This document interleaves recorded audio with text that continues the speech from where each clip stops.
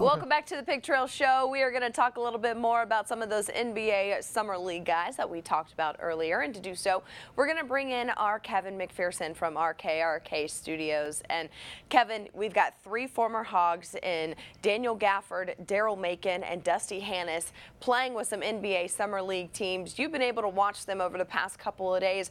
What have been your big takeaways on the way that they've been performing for their teams? Well, first of all, Daniel Gafford, he's doing the same things that Arkansas fans got used to watching him play for 2 years, especially his sophomore season in the SEC. Not uncommon for him to put up a 20-10 game, 21 points, 10 rebounds, 4 blocks. All of those were game highs as he led the Bulls to a 20-point win in the on opening day at the Las Vegas Summer League. So when you look at the stats, you know, that tells you a little bit of a story. Again, it's familiarity for Hog fans to see those kind of numbers for him, but what really stood out to me and some of the differences, not only has he bulked up some to prepare for the rigors of NBA play, but he stayed on his feet better than I've ever seen. You know, sometimes footwork and getting off balance. I think some of that had to do with core strength issues when he was at Arkansas. So sometimes he took himself out of the plays with poor balance, and it appeared on Friday that he really did a good job of maintaining that balance, using his big frame and added strength to hold his own inside. And so just outside of the numbers, things that don't show up on the stat sheet are some hustle plays where at least 5 or 6 times he beat his man to the ball, maybe didn't get credit for a rebound, but picked up a foul or extended a possession. And we know he can get up and down the court end to end. That's where he really excelled in this game, beating his guy back down the floor and getting some and one opportunities, 6 dunks. So again, a lot of recognizable features already. Now this is NBA Summer League. These are rookies, you know, guys that were just drafted, second-year players, guys that have been in the G League or playing overseas and maybe played a little bit in the NBA. So this is not the same as the NBA, but it's a good starting point for Gafford, who will play again today against Cleveland in his second game in the Summer League. All right, and then, of course, Daryl Macon and Dusty Hannis as well, both trying to make a roster for their respective teams. You think they got a good shot?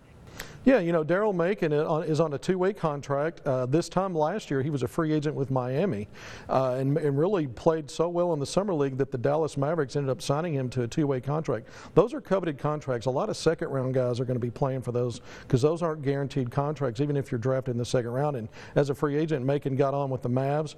That allows on those 2-way contracts to play up to 45 days in the NBA. He played in 8 games while also playing in the G League, where he led the Texas Legends in scoring.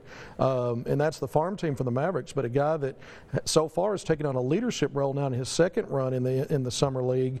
But 16 points per game, 3.5 assists. He's shooting over 50% from 3, so already showing well in 2 games so far in the Summer League. A guy that's going to look to not only maintain that this next season on the 2-way contract, but maybe try to sign on and get on with the Mavericks for a longer run with that team.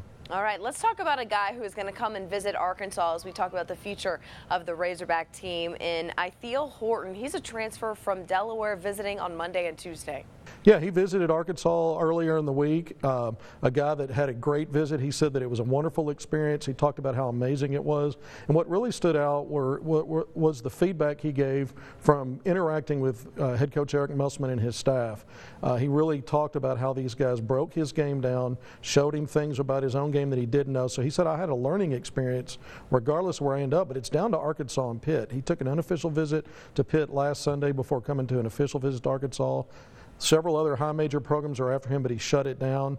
And so he said at that point, he said a week and a half. That was on Wednesday. So sometime this coming week, he's going to make a decision between Arkansas and Pitt. And if it comes down to coaching, you know, comparing Arkansas to Pitt, I think Eric Musselman and his staff stood out based on what he told me. And he feels like they can help him get to the league and get to that next level if he were to pick Arkansas. So that's one to keep an eye on. 6'3", 200 pounds, was a freshman at Delaware last year, led all Colonial Athletic Association freshman in scoring at over 13 points a game, 41% from 3, and almost 80% from the free throw line. So all the things that are coveted in Musselman's pace and space offense. All right, well, that's definitely something we will keep our eye on as the week develops. Thanks so much, Kevin. Always love your insight and your knowledge that you bring every week.